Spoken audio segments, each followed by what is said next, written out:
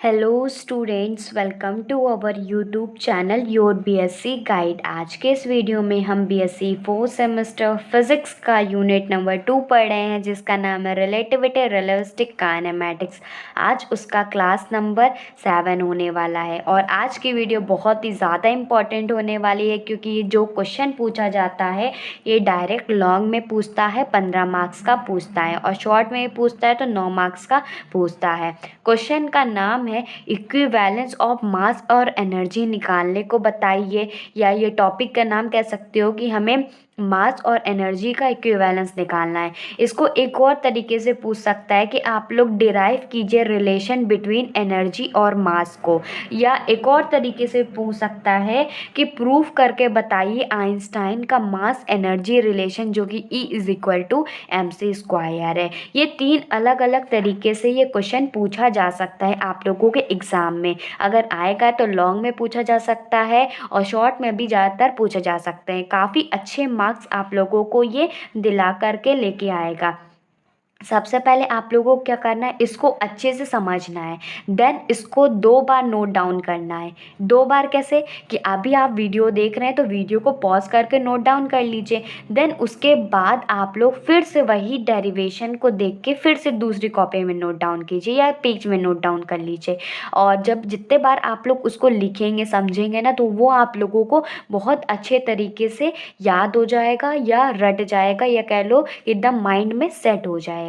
क्योंकि हम एक बार मतलब एक चीज़ को बार बार देखते हैं तो वो अच्छे समझ में आ जाएगा। जब ये क्वेश्चन हमें अच्छे मार्क्स दिला रहा है, 15 नंबर दिला रहा है, लॉन्ग क्वेश्चन में आ रहा है, तो हमें तो इसको अच्छे से प्रैक्टिस करना होगा ना, तभी एग्जामिनर अच्छे मार्क्स देगा।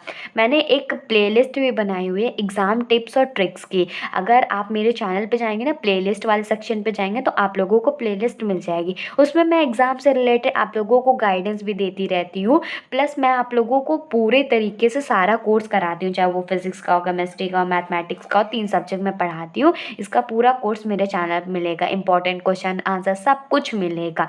ठीक, तो सबसे पहले स्टार्ट करते हैं ये वाला क्वेश्चन। और ये क्वेश्चन काफ़ी ज़्यादा इंपॉर्टेंट, नहीं कह सकती, ये टॉपिक काफ़ी ज़्यादा इंपॉर्टेंट है। तो ये पूरा थ्योरेटिकल बेस में है, डेरिवेशन है। तो पहले मैं आप लोगों को लिख देती हूँ, फिर मैं आप लोगों को इसको अच्छे से समझाती हूँ। तो स्टार्ट करते हैं। हेडिंग डाल लीजिएगा equivalence of mass and energy, या रिलेशन बिटवीन एनर्जी और मास, या आइंस्टाइन मास इक्वेशन डिराइव करने जा रहे हैं, जो कि energy mass and energy relation है E=mc² का। According to Newton law, Newton law के अकॉर्डिंग, जो कि सेकेंड लॉ था न्यूटन का, आप लोग सेकेंड लॉ नहीं लिखेंगे तब भी सही है, लेकिन न्यूटन लॉ लिख दीजिएगा कि न्यूटन का लॉ के अनुसार जो फोर्स इज इक्वल टू क्या होता है, मोमेंटम। और मोमेंटम का अगर हम लोग इसका डिफ्रेंशिएट कर दें, मतलब dp/dt कर दें, और मोमेंटम क्या होता है, मास इनटू वेलोसिटी होता है। ठीक, तो according to Newton law force is equal to dp/dt होता है। अब देखिए, p की जगह mv रख देते हैं। ठीक, p की जगह mv रख देंगे। अब मास को हम बाहर रख लेते हैं, इसका dv/dt कर देंगे, देन वेलोसिटी को बाहर रख देंगे, मास का डिफ्रेंशिएशन कर लेंगे। ठीक, फिर क्या करेंगे, let the particle displace small distance dx then kinetic energy of the particle.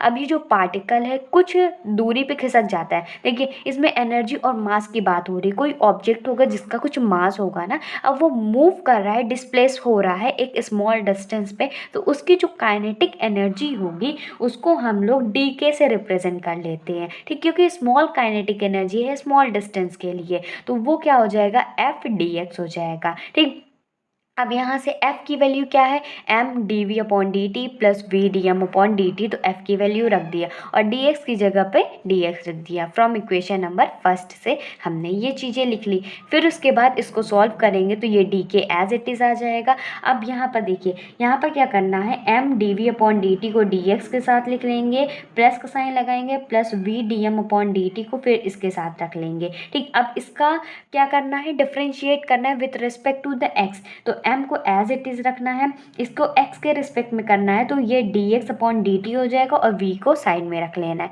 Plus इसी तरह v को कर लेना है v और dx अपॉन dt और dm हो जाएगा। ठीक, इसको हम क्या किस तरीके से लिख सकते हैं, d को एज इट इज़ रख सकते हैं और ये हमारा v हो जाएगा। अगर हम v dv अपॉन dt को, क्योंकि हम वेलोसिटी को ही तो डिफ्रेंशिएट कर रहे हैं, स्मॉल डिस्टेंस मतलब कर रहे हैं ना, तो देखिए यहाँ से इतना सिंपल फॉर्म में समझिए कि अगर कोई डिस्प्लेसमेंट होता है with respect to the time उसको करते हैं तो वेलोसिटी होता है। जो dx अपॉन dt है, यहाँ से समझिए जो dx अपॉन dt है ये डिस्प्लेसमेंट अपॉन टाइम है, तो डिस्प्लेसमेंट अपॉन टाइम क्या कहते हैं, वेलोसिटी ही तो होता है।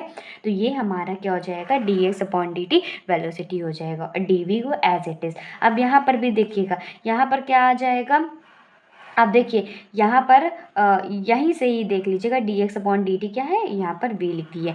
अब ये देखिए v को एज इट इज रखेंगे, dx अपॉन dt क्या होता है, v होता है। ठीक, तो मतलब v और v का स्क्वायर हो जाएगा और dm को as it is equation number second मान लेंगे।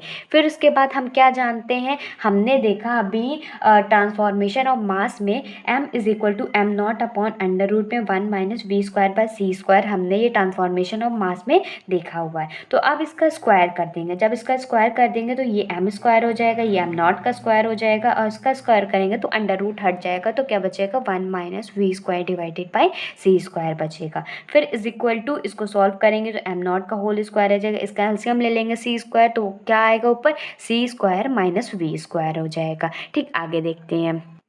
तो हमें पास क्या आ गया, M square is equal to M naught का स्क्वायर और C square minus V square, मतलब जो नीचे का सी स्क्वायर था वो ऊपर चला गया। अब इधर देखिए ये एम स्क्वायर है, इसको साथ इसका क्रॉस मल्टीप्लिकेशन कर ले रहे हैं तो ये एम स्क्वायर हो जाएगा, ये इसका साथ करेंगे तो सी स्क्वायर माइनस वी स्क्वायर और क्या बचा इक्वल टू के इक्वल एम नॉट का स्क्वायर सी का स्क्वायर है। ठीक, अब इसका मल्टीप्लिकेशन कर दे रहे तो एम स्क्वायर सी स्क्वायर हो जाएगा, माइनस करेंगे एम स्क्वायर वी स्क्वायर हो जाएगा। ठीक, और साइड में क्या आ जाएगा, एम नॉट का होल स्क्वायर डिवाइड मल्टीप्लिकेशन में सी का स्क्वायर हो जाएगा। अब इसको डिफ्रेंशिएट कर देंगे। ठीक, डिफ्रेंशिएट करेंगे तो ये हो जाएगा सी का स्क्वायर कांस्टेंट है तो उसको बाहर ही रख लेते हैं, इसका करेंगे तो ये ऊपर है तो 2 m और dm, मतलब विथ रिस्पेक्ट टू dm कर रहे हैं ना, तो ये हमारा क्या हो जाएगा, m का स्क्वायर होता है तो पहले 2 को बाहर रखते हैं, फिर m लिखते हैं, फिर dm लिख देंगे, फिर उसके बाद माइनस रखेंगे, फिर उसके बाद यहाँ पर देखिए दो टर्म है m स्क्वायर वी स्क्वायर है, तो पहले m स्क्वायर को बाहर रखते हैं, वी स्क्वायर का करेंगे 2v dv हो जाएगा, प्लस वी स्क्वायर को बाहर रखेंगे, m स्क्वायर का करेंगे 2m dm हो जाएगा इज इक्वल टू 0। ठीक, अब देखिए ये पूरा का पूरा टर्म जो था कांस्टेंट है, इसीलिए हमने इसको 0 के इक्वल रख दिया। अब यहाँ से देखिए 2m में से पूरे टर्म में से 2m को कॉमन ले लेंगे तो अंदर इसका मल्टीप्लिकेशन हो जाएगा, सी स्क्वायर dm हो जाएगा, फिर माइनस, अब यहाँ पर देखिए m को हमने बाहर ले लिया तो एक m तो बच गया, एक m बच गया, 2 भी बाहर चला गया तो ये v बच गया और ये dv बच गया, और प्लस माइनस माइनस हो जाएगा, ये v स्क्वायर हो जाएगा और 2m बाहर चला गया, dm इज इक्वल टू 0। तो ये सी स्क्वायर और dm देखिए 2m 0 डिवाइडेड बाई 2m कर देंगे तो 0 हो जाएगा, तो अंदर क्या बचेगा C square dm minus M V D V minus V square dm बचेगा। ठीक, तो ये हो जाएगा C square dm is equal to ये वाला टर्म है पूरा उधर ले जाते तो M V D V plus V square dm हो जाएगा। अब ये पूरी की पूरी वैल्यू को इक्वेशन नंबर सेकंड में पुट कर देंगे, जब सेकंड इक्वेशन पुट कर देंगे तो जीको की वैल्यू जो आ जाएगी वो सी स्क्वायर dm आ जाएगा। ठीक, अब इसमें देखिए क्या करना है, let initially the body is at rest, मान लेते हैं कि स्टार्टिंग में जो बॉडी थी वो रेस्ट में थी, let it move with velocity v, अब जो बॉडी है वो वेलोसिटी v के साथ मूव कर रही है, on applying some force f, उसमें कुछ फोर्स लग रहा है f का। ठीक, let the body increases its mass from m naught to m, अब बॉडी जो है वो मास को कुछ इंक्रीज कर रही है m नॉट से m तक, सो इंटीग्रेट करना है इक्वेशन नंबर थर्ड को, इसको इक्वेशन नंबर थर्ड माना था तो इसको इंटीग्रेट कर देंगे क्योंकि उसमें मास का चेंजेस हो रहा है। ठीक, इसको इंटीग्रेट करेंगे तो डी के जो था इंटीग्रेट करेंगे तो k हो जाएगा और सी स्क्वायर कॉन्स्टेंट है हमारा बाहर हो जाएगा और मास हमारा चेंज हो रहा है m नॉट से m तक, तो सी स्क्वायर बाहर हो जाएगा, m जो आ रहा है m की वैल्यू m नॉट से m तक जा रही है, तो मतलब second term minus first term minus second term लिखते हैं। ठीक, ऊपर वाला टर्म पहले लिखते हैं फिर माइनस करके सेकेंड टर्म लिखते हैं, फिर इसको सॉल्व करेंगे तो सी स्क्वायर इसके साथ मल्टीप्लिकेशन कर देंगे तो m सी स्क्वायर हो जाएगा, फिर माइनस का m नॉट सी स्क्वायर हो जाएगा। ठीक, इसको इक्वेशन नंबर 4 मान लेते हैं। और हम जानते हैं टोटल एनर्जी होती है kinetic energy plus potential energy.